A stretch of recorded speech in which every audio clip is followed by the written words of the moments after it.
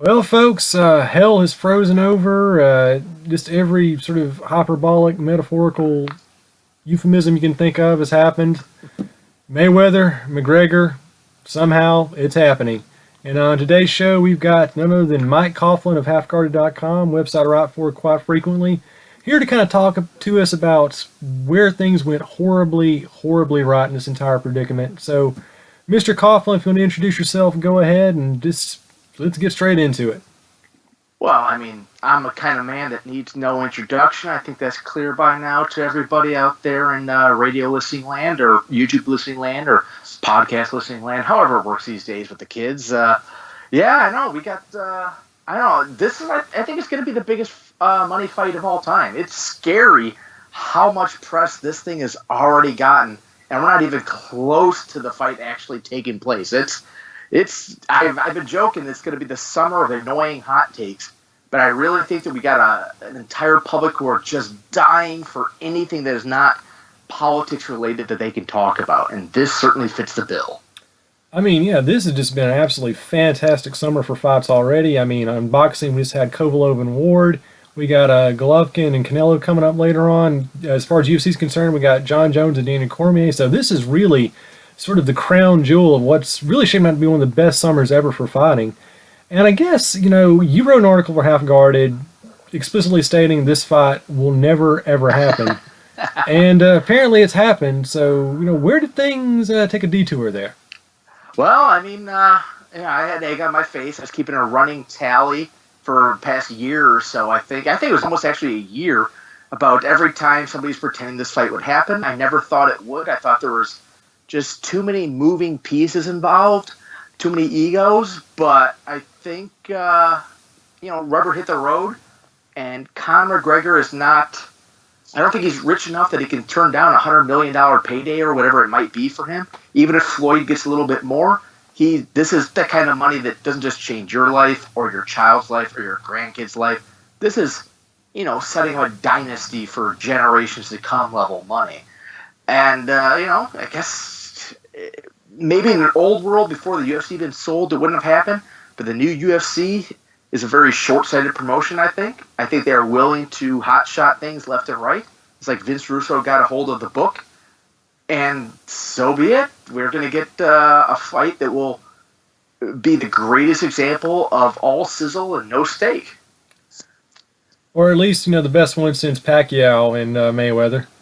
Well, at least those guys went the distance. There's no way this goes the distance. Ah, yes. We'll get into the meat of that one in just a few minutes. But was it just the money? Did we finally get the proportion of money correct? Was that the catalyst? Or maybe it was Mayweather Promotions, seeing the Golovkin and Canelo fight and kind of getting worried? Is this about getting their brand up and running, or was it just a financial thing? It's all money.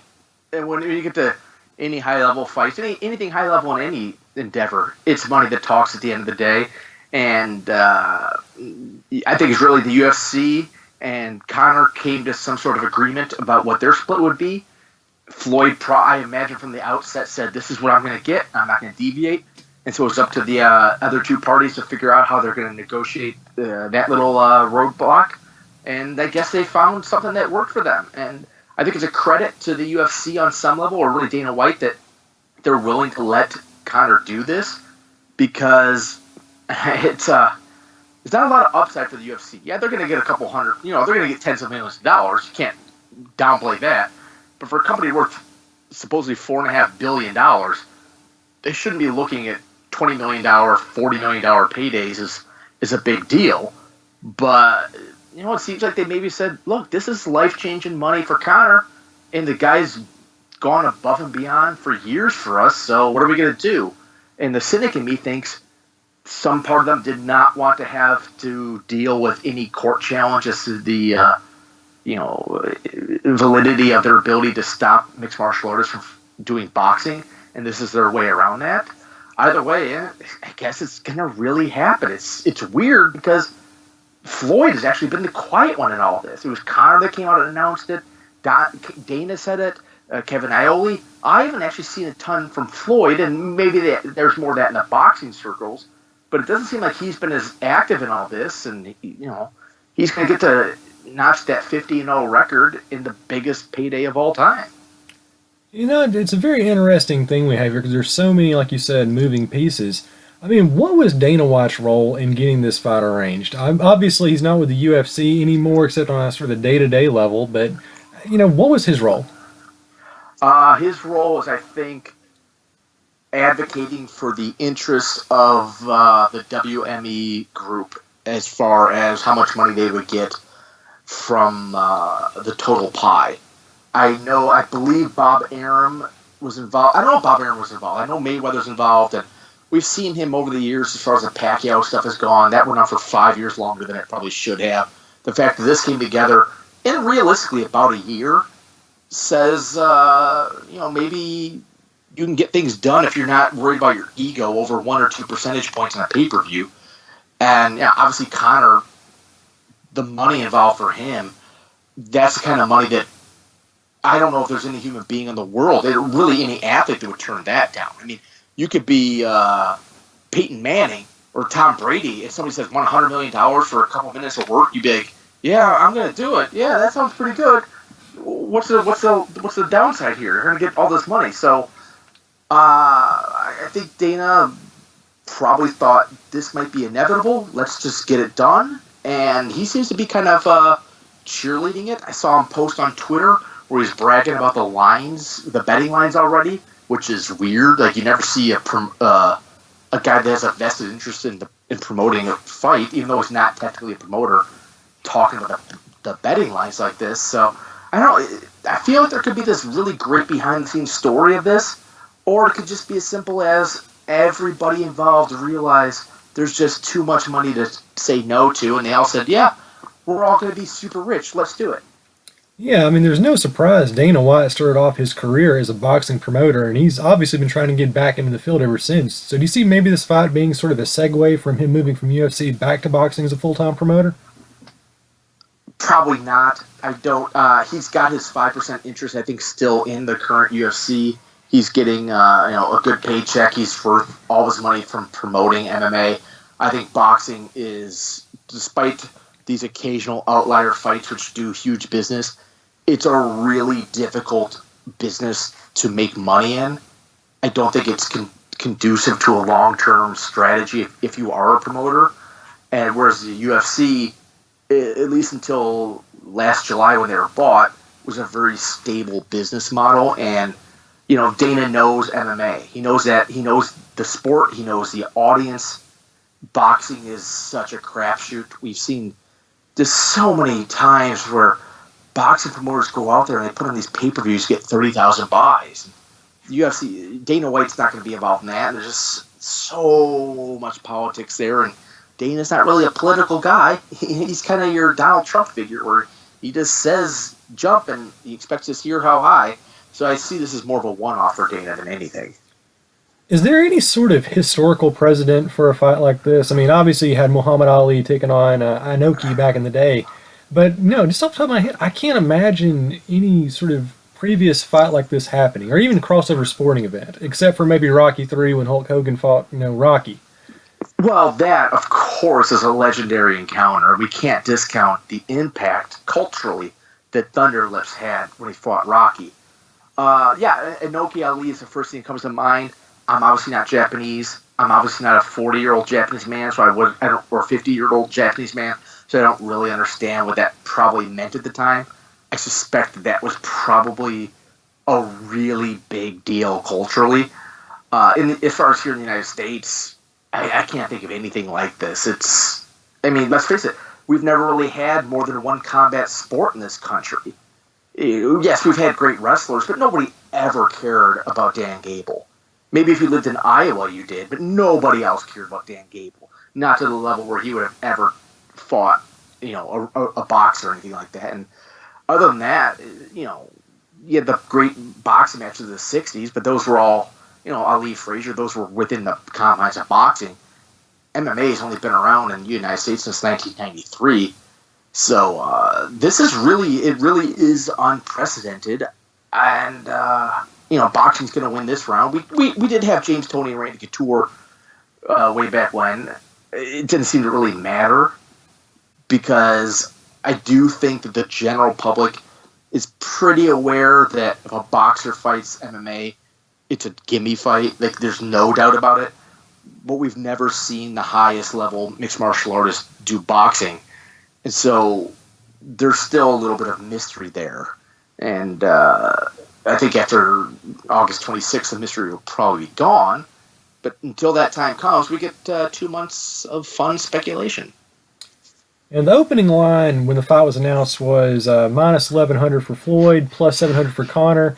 And that sounds pretty high until you remember, wait a minute, Holly Holm was plus 800 in the fight against Ronda Rousey. So that was my very first thought, which is these are not long enough odds. I've seen way longer odds for fights that were way closer. These odds are insane. But you know what? Odds are not based upon reality. They're based upon what people will bet. And the Irish are crazy when it comes to Conor McGregor. When you look at what Floyd Mayweather's done in his career, he's beat Andre Berto. The last time he even had a split decision against Oscar De La Hoya in 2007. Obviously beat Pacquiao. Beat Juan Manuel Marquez. Beat up Mosley. Beat Madonna. Not Madonna, but, you know, the boxer, Maidana. He's and a couple of women probably named Madonna, but yeah. And, of course, he had his TKO over his ex-wife, I believe. I can't discount that one. But yeah, I mean, Floyd, he's arguably the greatest counterpuncher maybe in boxing history, and Conor McGregor got outboxed by Nate Diaz. So does McGregor have even a snowball's chance in hell of even winning a round in this fight? Yes, because even a snowball starts out as a pack of ice, and a pack of ice can hurt you in the get-go. Eventually, he'll be taken apart. I mean, Floyd is not the greatest ever, but he's definitely the best of his generation, no doubt about it. 49-0, yes, boxing records are always padded far more than they should be. That's still a heck of an accomplishment. He's fought basically everyone you could fight of his generation and largely looked untouchable. Conor's going to be bigger. He does have his left hand. He's a southpaw. Oh, Floyd has trouble with southpaws. But this isn't a real southpaw. This is an amateur boxer in Conor. I'm sure if Conor spent years dedicating himself to boxing, he would be okay at it. I don't see any indication that he'd be this legendary world-class figure. And let's face it, Manny Pacquiao was a legendary left-handed boxer with great power, and Floyd tooled him. And Conor's just a bigger version of Pacquiao with far less skill. But again, anything can happen. Anybody can land a punch. But we've been saying that forever with Floyd. And so, yeah, he's 40. Maybe he's a little older, a little slower. But again, that's so outweighed by the fact that Conor McGregor has never boxed in his life. This is it's insane. It's like saying somebody's a great athlete once. It's like Michael Jordan going to play baseball. He was the greatest basketball player of all time. He dominated like nobody had ever dominated, and at his peak, he was maybe as good as some 20-year-old also-rans at baseball. And that was, he spent a lot of time doing work in the minors. If he had shown up and just had his first game ever that he ever played was the All-Star game against Roger Clemens, he would have looked stupid. And that's exactly what Conor McGregor's doing. He's going up against not prime, but Roger Clemens or Randy Johnson in an All-Star game. You don't get a home run off those guys except for on the greatest fluke of all flukes. So ultimately, what does Mayweather have to gain from this outside of the $100 million payday?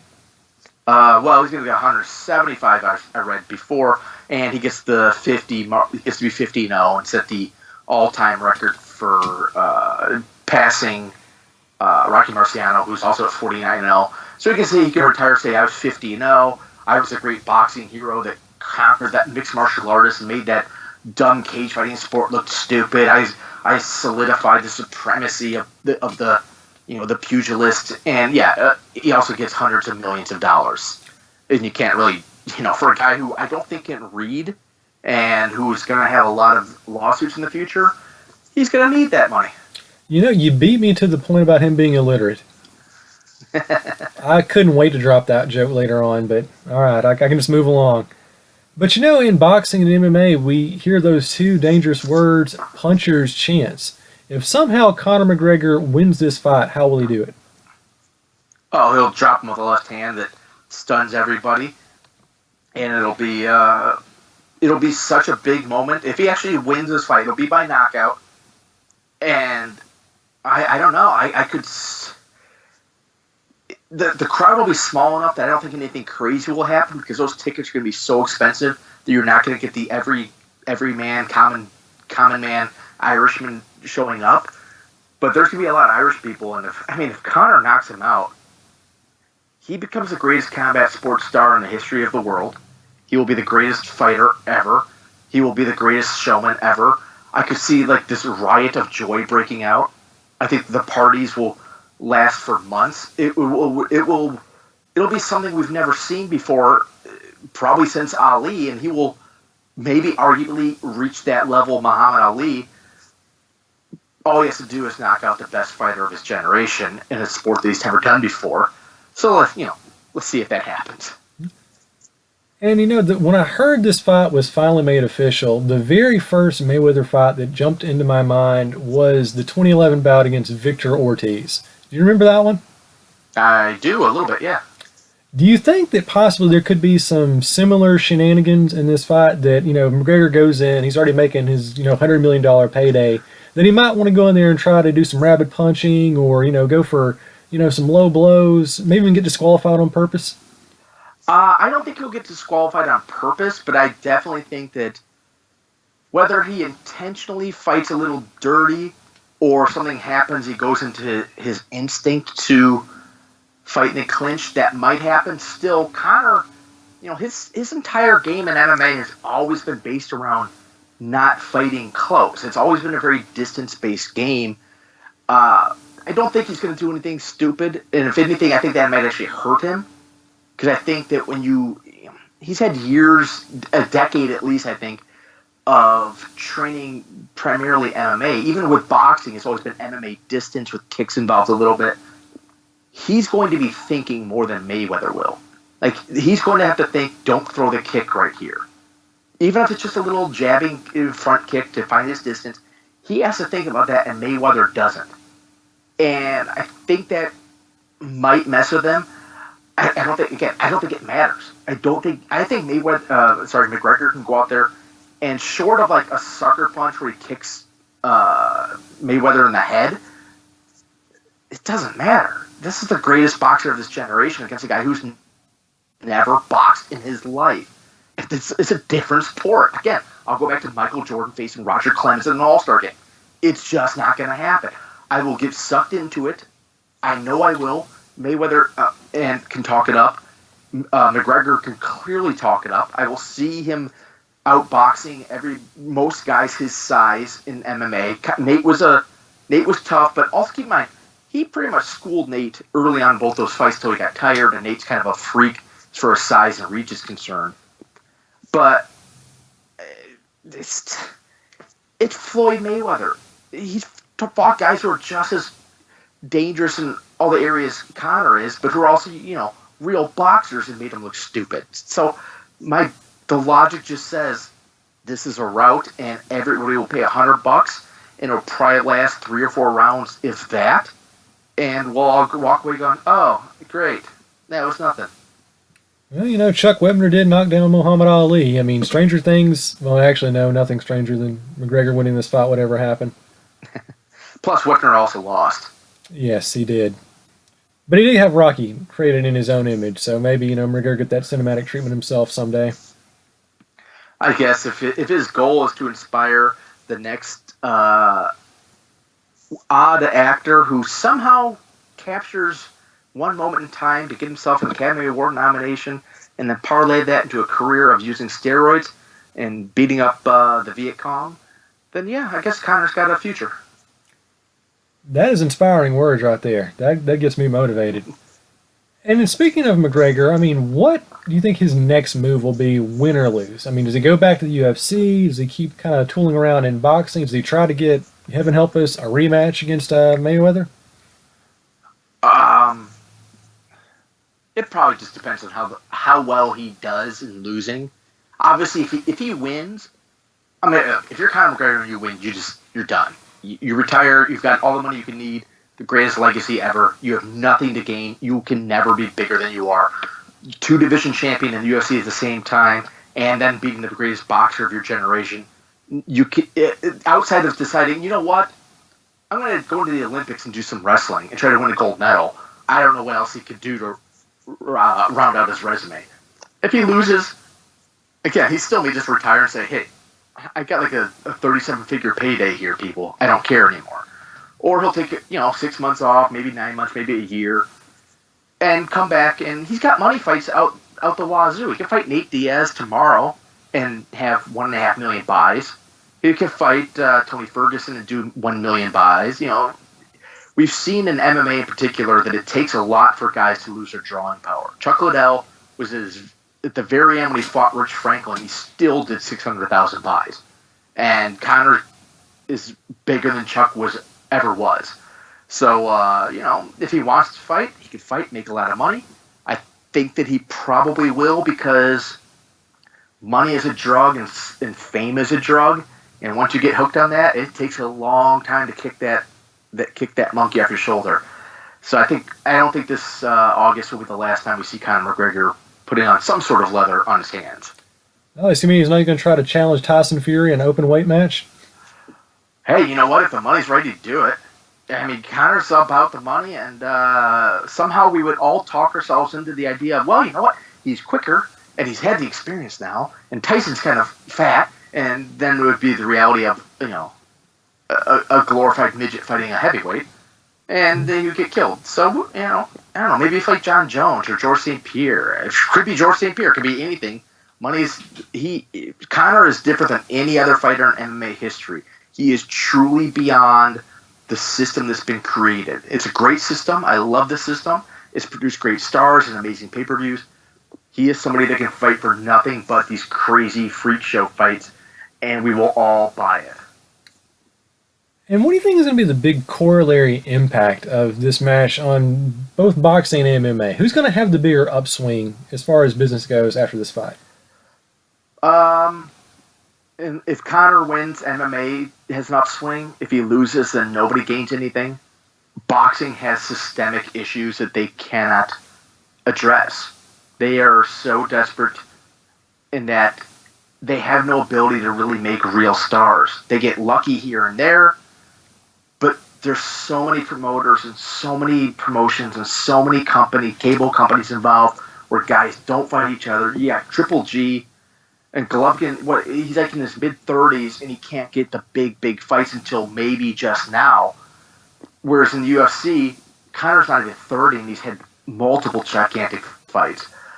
I would say MMA should be okay, but the way this new UFC ownership is going with all their crazy interim titles and everything, I don't know. I still think the sport has just a more centralized structure that helps it develop stars in the future, whereas boxing doesn't. I think this could probably just end up being a one-off thing where we all look at it and go, wow, that was a crazy weekend, and then we go back to life. And how do you see the fight playing out? How many rounds does this thing last? And if you had to bet your entire savings account on it, what's the outcome? I would bet all of my money, my mother's money, my dog, my brother, several children that I own in Papua New Guinea on Floyd Mayweather winning by knockout. Maybe not the first round, but if it lasts more than 3 rounds, I would be surprised. If it goes 12, that's a huge victory for Conor. Obviously, we talked before, Conor can always land one big punch. I think that'll be his game plan. He'll be very patient. It'll be interesting because Floyd is a counterpuncher, as you mentioned earlier, the ultimate counterpuncher. And so is Conor. And Conor is very, very patient. He's good at finding his distance. This is a new kind of distance, though. But I think Floyd will just... Conor can probably throw that straight left. He likes to lead with it. Floyd will just slip it and counter, slip it and counter. He's going to make Conor look stupid. Because, again, he's made the best boxers of his generation look stupid. And Conor is not a boxer. He's a mixed martial artist. It's a totally different sport. So, I think Floyd I mean, I don't think it'll be end in the first or second round, just because I think Conor has good enough chin and his size. Like, I think people will be surprised how much bigger Conor is. Floyd is the kind of guy that they're fighting at 154. He has to come up to 154, and he doesn't put any weight. He has to put on size. Conor will probably enter the ring with at least a 20-pound weight advantage, and I think that alone will let him survive a little bit. But I bet Floyd just digs the body, and if it goes more than 3 rounds, I'll be surprised. And I think that Floyd finishes it maybe in the 3rd or 4th round with probably a body shot that hurts Conor and drops him. And currently the all-time pay-per-view champion is the Mayweather-Pacquiao fight. Did close to about 5 million buys. How many buys does this event do? When I first heard about the fight, I wasn't really sure, because I think Floyd and Pacquiao was 4.6 million. You never really know with these buys, but whatever. It's 4+ million. After just even a couple days, like a week of build, I'm already thinking this thing will surpass that with ease. I think this thing could close in on 6 million buys. There's just so much talk about it. It's the summer.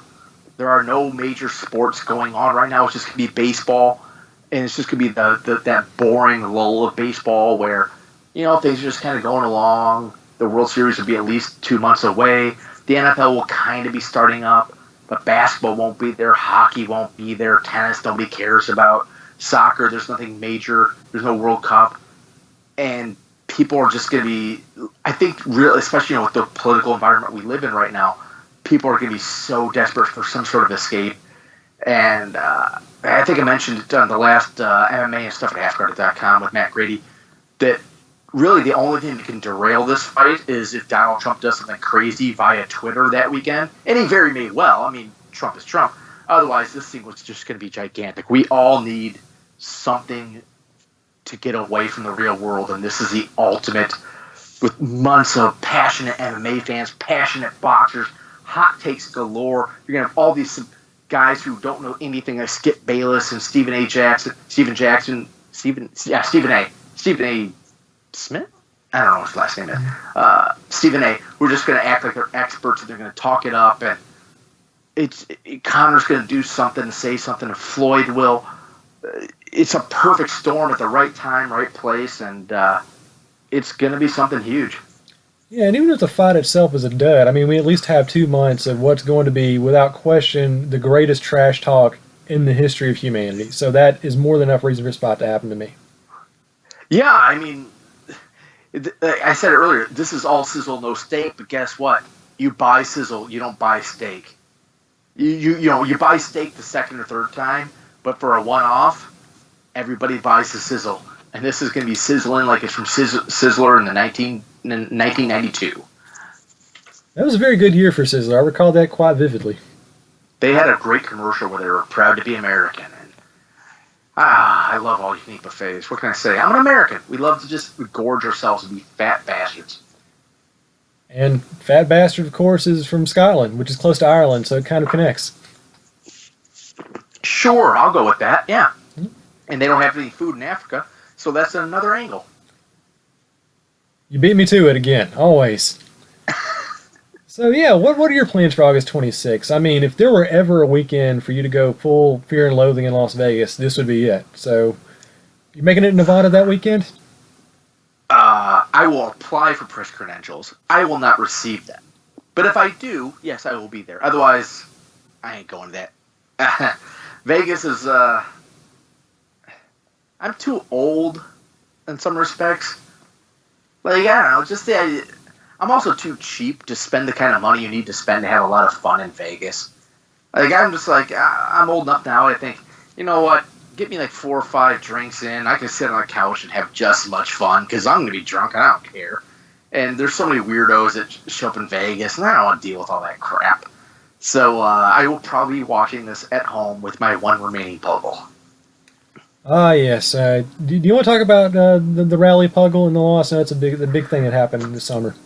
I will talk about anything. I'll never shut up. But yes, I put down my the Rally Puggle. I have 2 dogs, 2 Puggles. One of them is a normal dog, Sam, who's sleeping right now. The other one was Mickey, who was more than just a dog. He was my shadow. He was the great, consistent presence in my life for 9 years. He just got sick, and within about 4 days later, we had to put him down. It's awful. I miss him. I'll probably end up writing something great that everybody goes, "Oh, that's really wonderful about it." And I would trade anything to have him back. But, sadly, that's life now. I mean, I guess it's a blessing in that I've been through a lot of real crap circumstances, so I know it doesn't matter how bad it is, I can get through things. And so I guess it doesn't affect me as much as it might have at one point. And, such is life, I guess, We all die, we all live, and he had a good life with me, and I'm really grateful for him, and hopefully I can exploit his death with some great writing one day. It's not going to be the same baseball season without seeing his face on your Facebook feed. Yeah, well, it wouldn't have mattered anyway with the way the Giants are playing right now. Good gosh. I think the Giants killed him with their poor performance. I'm not going to lie. I'm going to keep my Bichon or lock and key until the Raiders season is over, just to be safe. Hey, it's going to be a Vegas dog pretty soon there. Oh, it is. Oh. All these signs I think are kind of like pinpointing that I should actually move to Nevada and just get a job working like a CC's buffet. There are worse things to do in life, especially if you're a degenerate and you don't really care about the future. Vegas is a great place to go and just, flame out. We all saw Leaving Las Vegas. That's probably the best case scenario for me. Mm-hmm. It was supposed to be a tragedy, but I found it oddly inspiring. I have always been drawn towards people that are comfortable giving up in a dramatic manner. And no, it's not for everybody. And yes, there are people that have, normal lives, but I kind of have almost come to terms with the idea that because I don't have the normal obligations of people who are 34 years old, wife and kids and all that, it gives me the freedom to pursue what I would call objective truths without worrying about repercussions. I can take stances that other people can't because anything can happen to me. I can just go bag groceries for a living and be, all right, I'm fine with that. If you have a wife and kids, yeah, you gotta eat crap from people. You gotta do what your boss says, and I get that. And since I don't, I almost feel like there's an obligation to do what they can't. And of course, the other big thing going on in your life, you just wrapped up the Yale's Writers Conference. You got a big update for us. Would you like to break the news here, Mr. Coughlin? Well, the Writers Conference is over. I did my 2+ weeks there. It was a very successful endeavor for myself. I learned a lot. I threw myself into everything. I read some fantastic writers from Joan Didion to Mara Altman to Nora Ephron and so on. And I understood they all had a political view that was different than mine. But I thought that was the great strength I had, which is because I didn't agree with people politically, I could focus on the work. And I thought that made me stronger. It gave me more insight. And as I'd mentioned to you off air a little bit there, it all culminated with me receiving an email that at least one person there, anonymously, of course it's anonymously, believed me to be a white supremacist.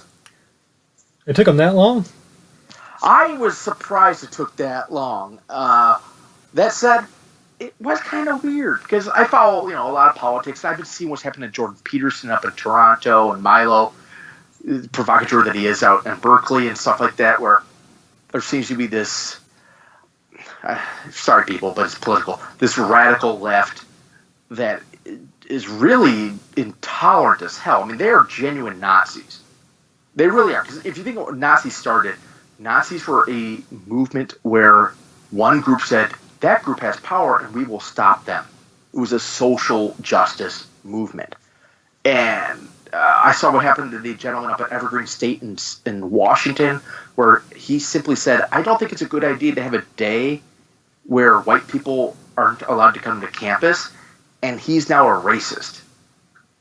And I see these things and I'm like, wow, that's really crazy. Because I've been out of undergrad for over a decade. And yeah, I got a lot of crap back then because I was right of center. And I knew some of the professors would call me more than other people and challenge me. But it was okay because I thought, iron sharpens iron. I was stronger for it. I never really took it personally. I thought it was all good fun. And now there's this crazy movement where people are genuinely intolerant of ideas. And when I was, got the word that somebody thought I was a white supremacist, I was just stunned. I just laughed at it all. And I find it to just be hilarious. And again, if I had a wife and kids, I'd be scared. But since I don't, I'm gonna come right back at them and stick it to them. That's what we all hoped you would do, Mike. Yeah, and the funniest thing of all, and these are the two things. There are apparently two things from my Facebook that indicated I was a white supremacist. One of them is that out of the 905 things that I've clicked like on Facebook, one of them was the Proud Boys movement started by Gavin McInnes, who, I interviewed last year. Keep in mind that I also like groups such as I Jerk Off in My Own Coffee, and a number of other crazy dumb things. So I just click like on a lot of stuff because that's how you see stuff pop up in your feed. And also, one of my numerous job titles and educational backgrounds. And keep in mind, on Facebook it says I studied at the Professor Xavier School for Mutants. I studied at the Avengers Academy. I've had a number of. I've been a bear at a courtroom, a resident sociopath, and one of my other jobs was chairman of the Nonpartisan Anti-Chinese League, a reference to the great movie Tombstone. And that was one of the things used to call me a white supremacist. Just for quoting Tombstone. Yeah, because I found the squirrely guy in Tombstone who said all this stuff.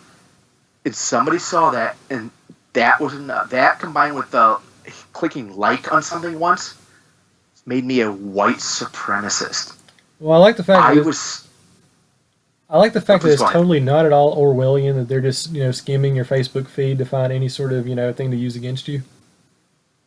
Oh, yeah, that's what I thought. I'm like, somebody went out of their way, because I'm sure I said something to somebody somewhere that they didn't appreciate, and they thought, oh, he must be one of those, and they were looking for something. Because there's so much stupid stuff that I've clicked like on Facebook. Some of it's just for promotional purposes, for Half-Guarded.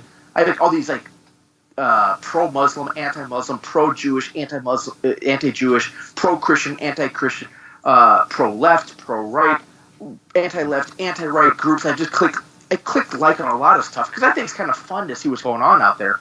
So somebody went out of their way to find one thing that they could call me a racist for. And then they went with a quote. And so they had to look at it, and they had to see the words chairman of the Nonpartisan Anti-Chinese League, and they had choices. They could read that and go, I don't know what that is. Is that real? And just Google it. If you Google it, everything that pops up is from the movie Tombstone. Or they had to think, wow, Yale admitted somebody who is so blatantly racist, but only against Chinese people, not Asians, not Japanese, not Vietnamese, not Koreans, just Chinese, that I was proud of it, even though nobody else belonged to this group. And they went with the absolute worst case scenario. They were looking for a reason to be offended. And I just laugh at it. It's sad because it'll probably hurt me if I want to get an MFA. I can't take it down because I'm stubborn like that. But it's just incredible how in the bubble and intolerant people can be. And it's scary because, as I say a lot, this doesn't happen at Oral Roberts University. You're not seeing this on the crazy right-wing groups. And some of those universities, the right-wing universities, they would call me a leftist. I know they would. I know that the Proud Boys had a private Facebook group, and they kicked me out. They thought I was a leftist just because I questioned one or two things here and there. And it's like if you have any opinion that slightly deviates from the in-group's accepted norm, everybody runs right to the extreme. And it's crazy. And all I can do is laugh at it, but I laugh in the same way that Abraham Lincoln once said, I laugh because I cannot cry. And that's all I can do right now. It's an amazing time we're living in. One of the things I want to do with this channel, this particular radio program, is kind of delve into more political stuff. And one of the topics I want to discuss was, is liberalism officially a religion now? It's very close to it. It's very close. It's sadly a lot of what I would say the younger left have become incredibly intolerant and borderline, ironically, fascist. You're seeing a lot of old school leftists, like I always look at like Sam Harris, a leftist atheist, who they now call a right-wing fascist. And I look at him, this guy is nothing, he's not even close to a right-winger. But because he won't ascribe to the idea that we should have 57 new gender pronouns, he's a fascist. Or if he says, maybe radical Islam is a danger, oh, he's a bigot. And it's really insane. Well, they did the same thing to Richard Dawkins. Which is funny because even Dawkins, I don't think he'll come around like Harris has. I think he's a little too old and too entrenched. But yeah, even he gets attacked for it. And it really seems like it's the culmination of identity politics. Like it's reached its nadir. And I saw like up in, I think it was Vancouver, where the Black Lives Matter protested the Gay Pride Parade, because the Gay Pride Parade would have cops marching in it. And the Black Lives Matter group didn't like that. And so they are cannibalizing themselves. I worry that the right will do the same thing, because right now it's easy. Anytime you have like an quote-unquote enemy to fight against, it's easy to be unified. But once you have a little bit of power, suddenly you're going to probably see traditional right-wing conservatives who are religiously based fighting with I'll say the non-religious libertarian wing, and it'll fight itself. Like there's probably a place for about 4 or 5 political parties in the United States. But for right now, it's really stunning how just absolutely just bonkers this shit has gotten. And it's been a real quick development within the past, I'll just say during Obama's term. I don't know if it's really his fault, but it seems to be during his term where all this stuff really ramped up. Oh, yeah. I mean, it's a really recent phenomenon. I graduated in 2012. Campus life was nothing like that. It was still very individualist-centric. So, I mean, it's been a phenomenon in the last 4, maybe in 3 years. This became a mainstream thing. Yeah, I saw this video, again, going back to the Professor Evergreen State, and the students were talking about how I don't support free speech if it means I get hurt. And their definition of being hurt is so esoteric that they can claim anything is harmful to them. And we see people who genuinely advocate against free speech. Like, what is going on? Freedom of speech is the single most important value of all of them. It trumps guns. It trumps the right to a fair trial. It trumps religious freedom. Free speech, the ability to freely express ideas, is the only thing that really matters. And people are comfortable saying that they don't like that. That's insanity. Who could possibly do that? It's this reverse tautology, and I don't even know what to do with that. So, again, like I say, I guess I'm lucky because no wife, no kids anymore. None of that stuff's going to hold me back. I'm not going to have it in the future. I don't want to be too full of myself because I'm also a lazy drunk. But I like to hope that maybe I can give comfort to the one girl I saw up there at Evergreen State who said, I don't want to say my last name because I have nuanced opinions on certain issues, and if I do, they might try to run me out of this campus. And that's insane. That perfectly epitomizes, I think, the current political climate in the U.S. I have nuanced views, therefore I fear for my life. Yeah, it's funny because, I would, the past couple of weeks, I would sit there and I felt like I had an obligation to just be, I don't say confrontational, but willing to explain views that I suspected a lot of people didn't hear. So I would challenge people on any pro-choice view, pro-gay marriage, whatever it was. And it occurred to me, they really had not heard anything. They'd never heard a dissenting opinion. And all they could do is spew the word patriarchy over and over again, to the point where I almost started to laugh at it. But they didn't understand the concept of logic. And not that every right-wing position is logical. It's not. You can come to a logical conclusion for the right or the left, but a lot of people have just been raised on buzzwords. And that's really weird. There's just they don't want to debate. They've made up their mind that this is what it is. Anybody who says anything different isn't just wrong, they're evil. And when you think somebody else is evil, it's really easy to then leap to, it's okay to, kill them. It's okay to shoot them, stab them, whatever it may be. And I think that's a big difference between the left and the right, because the right has been used to being challenged forever, especially in an academic environment. Like, nobody who's right-wing pretty much went through college without being challenged. Again, let's go to Oral Roberts University or wherever it may be. And so you understand, hey, I like that guy. That's a really good guy. He has a disagreement with me on how things should work, but he's a good dude. And so we don't view the other side as evil. But so many of these kids are being brought up with the idea that if somebody opposes you, they hate you. And they think they're a Nazi. And what do you do if you face a Nazi? You kill Nazis. That makes sense. Of course you kill a Nazi. Why wouldn't you kill a Nazi? I'd kill Hitler if I could. But they haven't gone past, the first step of, this is my emotion. And so all they do is react on emotion. It's really, I can't say it's unprecedented, because you know what? I bet they thought the same thing in the 60s and 70s or whatever, but it certainly seems like it's a dangerous precedent that's being set right now.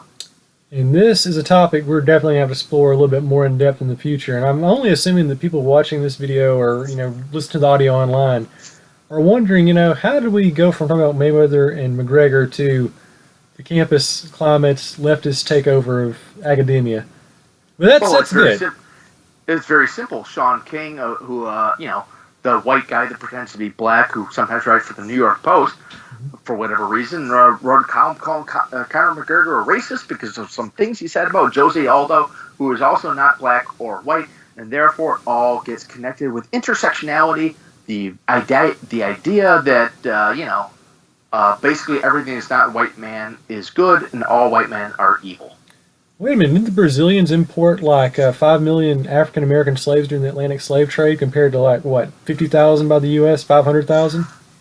No, that's just your white, cisgendered male patriarchy thinking that leads you to believe that.